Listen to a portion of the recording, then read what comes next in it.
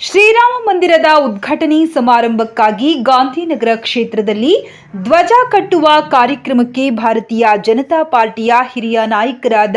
ಶ್ರೀ ರಾಮಚಂದ್ರಗೌಡ ಮತ್ತು ಬೆಂಗಳೂರು ಕೇಂದ್ರ ಜಿಲ್ಲೆಯ ಅಧ್ಯಕ್ಷರಾದ ಶ್ರೀ ಸಪ್ತಗಿರಿ ಗೌಡ ಚಾಲನೆ ನೀಡಿದರು. ಜೈ ಶ್ರೀರಾಮ್ ಎಂದು ಘೋಷಿಸಿದರು.